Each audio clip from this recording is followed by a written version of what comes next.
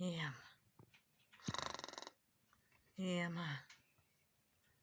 Чё ты так долго спишь, а, Эм? Эммануил.